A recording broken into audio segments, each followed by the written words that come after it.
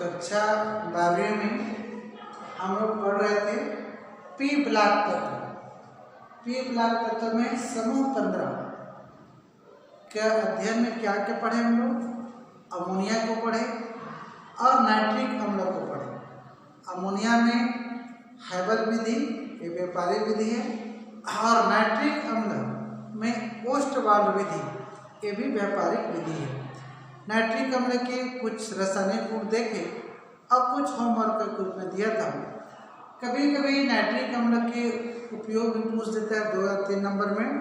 तो आप लोग जैसे नाइट्रिक अम्ल मतलब HNO3 का उपयोग कृत्रिम रेशा बनाने में, उर्वरक बनाने में, TNT बनाने में, पिक्रिक अम्ल बनाने में, विस्फोटक पदार्थ के निर्माण में, चांदी और सोना को शुद्ध करने में, ऐसे 10-12 उपयोग आपके पुस्तक में भी दिए हुए हैं। उसमें से कोई 3 उपयोग को आपको अध्ययन करना है। इसके बाद समूह 15 में पहला तत्व नाइट्रोजन था, है ना? तो नाइट्रोजन के बारे में देख लिए हम लोग, अमोनिया और नाइट्रिक अम्ल। अब दूसरा तत्व क्या है? फास्फोरस है। फास्फोरस में आप लोग देखे होंगे कि कहाँ पर फास्फोरस मिलता है। फास्फोरस की पहचान किस रूप में करते हो आप लोग? तो समझना, जैसे लहसुन की जो गंध होती है ना, वही गंध फास्फोरस का होता है। मतलब लहसुन में जो गंध होती है फास्फोरस और उसके अधिक का। दूसरा, माचिस की तीली और जिसमें रगड़ के जलाते हैं उसमें भी फास्फोरस का लेप होता है। ठीक, पी इसका संकेत है और P4 अणु सूत्र होता है। मतलब फास्फोरस के 4 परमाणु मिलकर के एक अणु बनाता है। ठीक है, तो ये फास्फोरस जानेंगे। अब फास्फोरस के जो अपरूप है ना, वो कई प्रकार का होता है। पीला या सफेद फास्फोरस, लाल फास्फोरस, स्कारलेट फास्फोरस, काला फास्फोरस, बैगनी फास्फोरस, ये कई इसके रूप होते हैं। और इन रूपों में जो महत्वपूर्ण जो 2 रूप होता है वो होता है सफ़ेद फास्फोरस और लाल फास्फोरस। ध्यान दोगे, ये प्रश्न निश्चित पूछता है बोर्ड में कि सफ़ेद फास्फोरस और लाल फास्फोरस में अंतर लिखिए। आप लोग ध्यान दें बेटा कि प्रश्न जैसे आता है कि सफ़ेद फास्फोरस तथा लाल फास्फोरस में अंतर लिखिए, और हम पुस्तक के माध्यम से या मेरे समझाने कॉपी के माध्यम से हम लोग याद कर लेते हैं। सफ़ेद फास्फोरस और लाल फास्फोरस 4 अंतर आया, 4 अंतर लिख दिए। अब प्रश्न में दे दिया कि पीला फास्फोरस, लाल फास्फोरस और सफ़ेद फास्फोरस अंतर। कॉपी में क्या लिखे हो आप? सफ़ेद फास्फोरस और लाल फास्फोरस में अंतर। अब याद भी वैसे की हो। अब प्रश्न क्या आ गया? पहले लाल दे दिया, बाद में सफ़ेद दिया। लाल फास्फोरस था, पीला फास्फोरस था। तो हम लोग जो याद किए हैं सफ़ेद और लाल, उसी पॉइंट को उतार देते हैं। बोर्ड की कॉपी में बहुत से कॉपी में बच्चे यही गलती करते हैं। अब पूरा 3 नंबर का आपके क्या हो जाएगा? 0 हो जाएगा। तो लाल फास्फोरस और सफ़ेद फास्फोरस आएगा तो पॉइंट इधर को उधर होगा। इसको आपको ध्यान दोगे। तो अंतर में एक चीज़ देखोगे, जैसे पहले अंतर है भौतिक अवस्था। ये आपका ये सफ़ेद फास्फोरस है, वाइट में, ये लाल फास्फोरस। ठीक है, सफ़ेद पी लाल पी में अंतर। तो यहाँ पर आप जांच तो दे सकते हो ये किस आधार पर अंतर करेंगे। तो ये पहला है कि भौतिक अवस्था। किस क्या अवस्था? भौतिक अवस्था। तो भौतिक अवस्था तो 3 होता है, ठोस, द्रव, गैस। तो बताना कि सफ़ेद जो फास्फोरस होता है वह नरम ठोस है। ठोस है परंतु कैसा है? नरम। और लाल फास्फोरस जो होता है वो होता है भंजक चूर्ण, है ना? चूर्ण मारने से चूर चूर हो जाना, भंजक चूर्ण। दूसरा गुण है ना, इसमें क्या बताया मैं?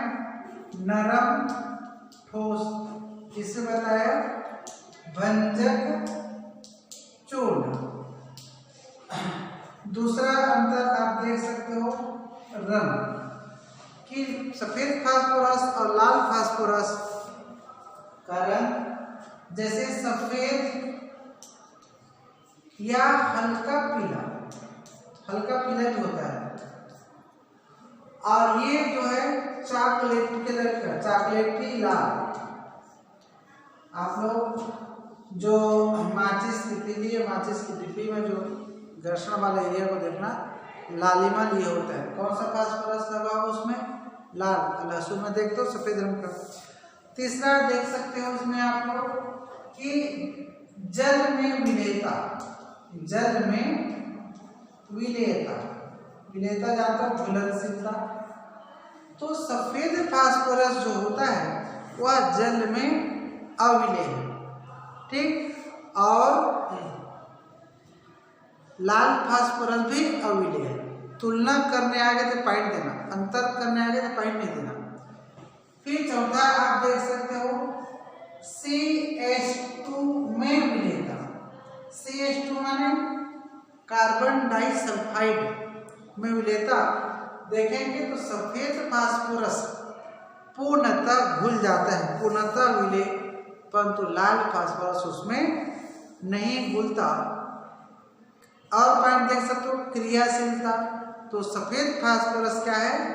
अधिक सक्रिय है, अर्थात अधिक क्रियाशील है, और लाल फास्फोरस जो है कम क्रियाशील है। इस प्रकार से आप पुस्तक में 14-15 पॉइंट दिया है। आपको जो पॉइंट बहुत सरल लगेगा आपकी दृष्टि से, उसको प्रश्न जब जाएगा तो नोट्स बना करके याद करोगे। चूंकि पार्ट 2, 3 तीन ही प्रश्न आएगा, 2 नंबर का और 3 नंबर का 2 प्रश्न, तो छोटे छोटे प्रश्न इस पार्ट में तैयारी करोगे, फुल मार्क आपको मिलेगा। फिर कभी कोई पूछता है कि फास्फोरस के उपयोग, 3 उपयोग बताओ। तो फास्फोरस का उपयोग में आप लोग पहला बताना दिया सलाई, माचिस जिसको बोलते हो उसको केमिस्ट्री में क्या कहते हैं? दिया। दिया सलाई में पहले सफेद फास्फोरस का उपयोग होता था, परंतु आजकल कौन सा फास्फोरस का उपयोग होता है? सिंदूरी लाल फास्फोरस का, परंतु ये विषैला होता है, भी ध्यान रखोगे आप लोग। दूसरा कि बहुत सारे जैसे चूहा मारने की दवाई में भी फास्फोरस का उपयोग होता है, और आतिशबाजी में भी, पटाखे जो जलाते हो उसमें भी फास्फोरस का उपयोग होता है। इस प्रकार से फास्फोरस का उपयोग देखने के बाद हम लोग देखेंगे फास्फोरस के कुछ यौगिकों का अध्ययन करेंगे। फास्फोरस के कुछ यौगिक का अध्ययन देखेंगे हम लोग। सबसे पहले एक यौगिक पूछते हैं ज़्यादातर, वो है PH3। क्या? PH3। इसका नाम है फास्फिन। Phosphine PH3। और एक केमिस्ट्री जब पढ़ोगे तो एक शब्द और आता है, वो भी आपको कोर्स में फास्जिन। तो इन दोनों में अंतर को गहराई से जानना है आपको। फास्फिन आएगा तो फास्जिन मत लिख देना, और फास्जिन आएगा तो फास्फिन मत लिख। इसका ये होता है COCl2 फास्जिन, ठीक है, COCl2 कार्बोनिल क्लोराइड भी कहते हैं इसको। और इस फास्फिन PH3 एक गैस है, जब वायु में जाता है तो छल्ला जैसे जलता है ना, छल्ला रिंग, ऐसे जब रिंग बनाते हुए जलता है, छल्ले छल्ले जैसे जलता हुआ दिखाई देता है वायु के संपर्क में आने से। तो फास्फिन के बारे में जानने से एक ही इसमें जो प्रश्न आता है वो आता है फास्फिन बनाने की प्रयोगशाला विधि का अभिक्रिया लिखो, या कभी कभी चित्र और होने वाली अभिक्रिया को समझाओगे। तो फास्फिन प्रयोगशाला में कैसे बनाया जाता है? तो फास्फिन जो प्रयोगशाला में बनाया जाता है वो देखो क्या क्या इसमें लाते हैं। ये है लेब माने लेबोरेटरी, मेथड माने विधि। लेब मेथड प्रयोगशाला विधि, लेबोरेटरी मेथड। इसमें ये जो है phosphorus, caustic soda NaOH, caustic soda या सोडियम हाइड्रोक्साइड और ये जल,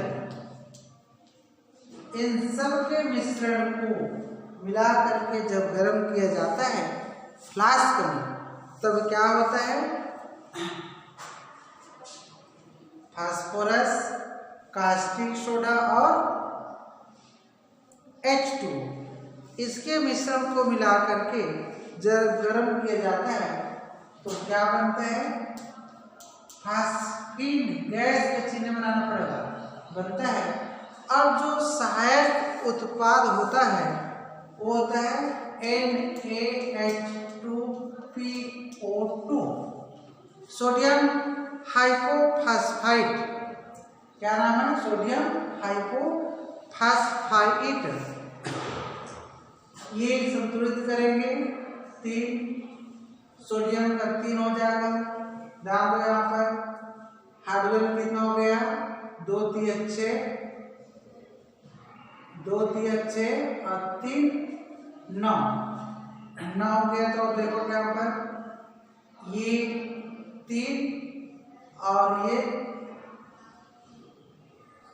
3 ये हो गया, और यहाँ पर पानी के अणु जो हो जाएंगे 3 दूनी 6 3, और फास्फोरस कितना हो गया आप देखोगे यहाँ पर 3 1 4, 3 1 4 तो यहाँ पर 4।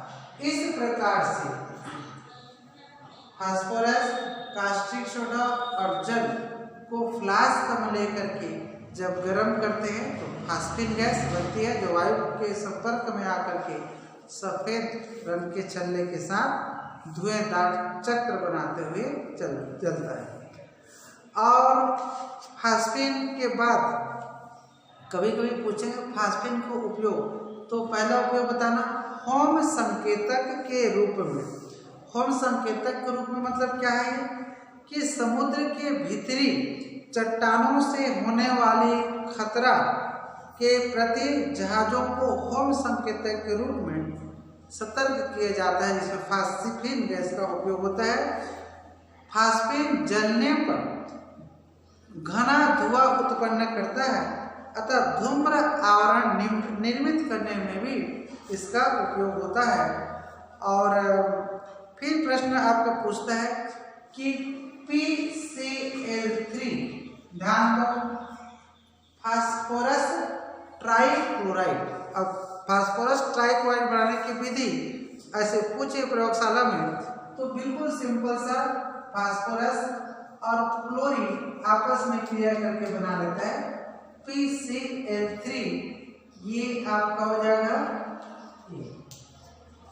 फास्फोरस ट्राइक्लोराइड का सिंपल सा चित्र है, बुक से बनाओगे उसको, यहाँ पर इंतजार नहीं करोगे कि चित्र बना के समझाया जाएगा, क्योंकि बृहद कोर्स है और बृहद कोर्स में जो प्रमुख बातें को समझाया जा रहा है, सबके पास पुस्तक है, पुस्तक का हेल्प लोगे और आप साथ साथ काम करोगे। ऐसे लगता है कि बिल्कुल पल्ले नहीं पड़ रहा है या पुस्तक नहीं है, तो आप मेरे से संपर्क करो या व्हाट्सएप में भेजो प्रश्न को। इस तरह चित्र नहीं मिल रहे हैं, हमारे पास नहीं है, मैं तुरंत फोटो खींच के आपको व्हाट्सएप कर दूंगा। आपको मेहनत करना पड़ेगा बेटा, एकदम हर पेज को, हर फिजिक्स में, केमिस्ट्री, मैथ्स में पूरा हर चीज़ को नहीं बताया जाएगा। जो जरूरत है उसको डिटेल समझाया जा रहा है, और आप अपने पुस्तक के माध्यम से हेल्प लेकर के आप साथ साथ आगे बढ़ोगे, तभी आपका बेहतर रिजल्ट आएगा। तो ये PCl3 फास्फोरस ट्राइक्लोराइड के बारे में आप लोग देखें, और फास्फोरस ट्राइक्लोराइड के बारे में के बाद देखेंगे PCl5। ये PCl5 नाम भी जानते हो, फास्फोरस पेंटा 5 क्लोराइड। इसका भी प्रयोगशाला विधि आपका सेम है, चित्र सेम है, ठीक है। ये आपका देखो Cl2 हो गया, क्या बन गया PCl5, यहाँ 2 कर दो, 5 दूनी 10, तो 2 पंचे 10, आया जाएगा 2, हो गया। केवल संतुलन बदला, अनुपात बदला, और आपका फास्फोरस ट्राइक्लोराइड की जगह में क्या बनेगा, फास्फोरस पेंटाक्लोराइड। ये देख लिया आप लोग। फिर आता है फास्फोरस के ऑक्सी अम्लों के नाम व सूत्र लिखो। फास्फोरस के ऑक्सी अम्लों के नाम व सूत्र लिखो। तो फास्फोरस के पहले तो आप सारणी बनाओगे, फास्फोरस के ऑक्सी अम्लों के नाम और सूत्र। इसको पहले सारणी बना के आप लोग देखोगे तो कुछ फास्फोरस, इसका तो 9 ऑक्सी अम्ल है। फास्फोरस के कितने ऑक्सी अम्ल है? 9 ऑक्सी अम्ल है। उसमें मैं कुछ प्रमुख ऑक्सी अम्लों को बता रहा हूँ। देखेंगे पहला हाइपोफास्फोरस अम्ल। क्या है? हाइपोफास्फोरस अम्ल। ये हाइपोफास्फोरस अम्ल को इस नाम से भी जानते हैं, फास्फोनिक अम्ल। फास्फोनिक अम्ल और सूत्र इसका H2PO2। आपको इतना ही जानना है, ठीक। हाइपोफास्फोरस अम्ल फास्फोनिक अम्ल के नाम से पूछ सकता है। H2PO2 इसका क्या है? ये सूत्र है। कभी कभी ये भी पूछता है कि फास्फोरस के 3 ऑक्सी अम्लों के नाम और सूत्र लिखकर उनकी संरचना दीजिए, क्योंकि पाठ इस हिसाब 3 नंबर का है। तो ये प्रश्न इस प्रकार से पूछा जा सकता है। तो ये आपका संरचना में देखोगे, फास्फोरस पी हो गया, फास्फोरस, ये ऑक्सीजन हो गया, और इस प्रकार से ये इनकी जो संरचना बनेगी HOH। डबल बॉन्ड क्यों लगते हैं? क्या भी समझ चुके आप लोग।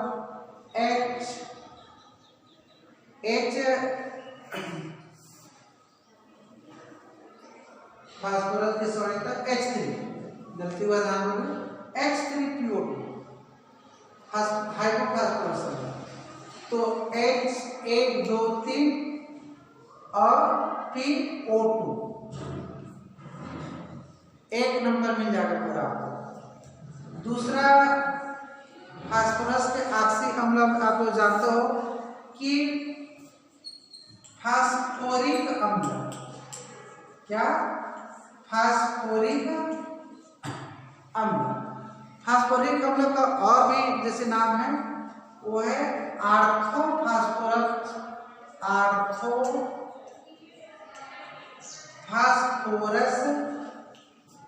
अम्ल, ठीक है। इसकी संरचना आर्थोफास्फोरस अम्ल की संरचना में देखोगे तो ये आपका ये O हो गया, और इसका सूत्र आर्थोफास्फोरस अम्ल का जो सूत्र है वो क्या है? H3PO4। सुना गया? सूत्र आपको कंपल्सरी याद रखना है। और OH ये इसका संरचना, ठीक। नाम लिखोगे, ब्रैकेट में सूत्र लिखोगे, संरचना बनाओगे।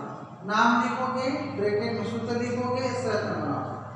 दोनों नाम को जानना इसलिए जरूरी है, बाई चांस नाम से कहीं दे दिए, हम याद करके गए हाइपोफास्फोरस अम्ल, प्रश्न आ गया फास्फोनिक अम्ल, तो ये नाम नहीं जानोगे तो फिर आप गलत कर बैठोगे।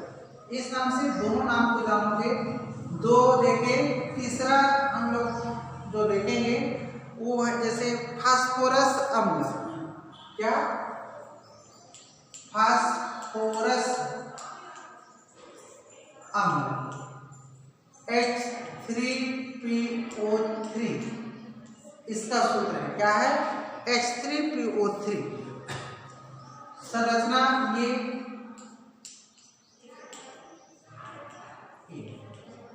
ऑक्सीजन डबल बॉन्ड से जानते हो आप। तो इसी प्रकार से आपका 9 फास्फोरस के ऑक्सी अम्लों के नाम और सूत्र दिया हुआ है। नाम और सूत्र जरूर लिख, 9 को याद करोगे क्योंकि हो सके 3 को ही पूछ दे, और संरचना केवल 3 का प्रैक्टिस करोगे, कोई भी 3 का। ठीक इस प्रकार से फास्फोरस के ऑक्सी अम्लों के नाम और संरचना, इसी के साथ फास्फोरस आपका समाप्त होता है। अब हम लोग देखेंगे समूह 15 के बाद समूह 16 के तत्व। पी ब्लॉक में समूह 16, 15, 16, 17, 18 4 है ना। पी 15 खत्म हुआ, अब समूह 16 शुरू करेंगे। समूह 16 में आपको पता है कितने तत्व है? 5। ऑक्सीजन और सामने याद करो ना, sulphur, selenium, tellurium, polonium. Oxygen, sulphur, selenium, tellurium और पोलोनियम। इन तत्वों के परमाणु क्रमांक भी आप लोग याद किए 8, 16। तो परमाणु क्रमांक लिख करके आपको क्या करना है? इलेक्ट्रॉनिक विन्यास बनाना है। इलेक्ट्रॉनिक विन्यास 11वीं में बहुत डिटेल में सीखो आप लोग। परमाणु क्रमांक ज्ञात करोगे और उसका इलेक्ट्रॉनिक विन्यास बनाओगे। एक इलेक्ट्रॉनिक विन्यास के 2 तरीके बताया था, जो आपको सरल लगे उसके आधार पर इलेक्ट्रॉनिक विन्यास बनाओगे। जैसे एक तरीके बता रहा हूँ मैं, जो बिल्कुल सरल है बाबी के लिए। आप पहले समूह 18 के तत्व याद करो। समूह 18 में क्या क्या है? Helium, neon, argon, krypton, xenon, radon. यही है ना समूह 18 के तत्व। समूह 18 के तत्व को क्या कहते हैं? अक्रिय तत्व कहते हैं, निष्क्रिय तत्व कहते हैं। क्रिया में भाग नहीं लेता। इसका परमाणु क्रमांक देखेंगे तो हीलियम का कितना है? 2 है। नियॉन का कितना है? 10 है। इसका 18 है, इसका 36 है। इस प्रकार से आप परमाणु क्रमांक याद कर लेना। अब देखोगे यहाँ पर इसका कितना है? यहाँ पर 8। तो कैसे बनाते हैं देखो आप लोग। 1s2 2s2 2p 2 2 4 4 इलेक्ट्रॉन बांटे।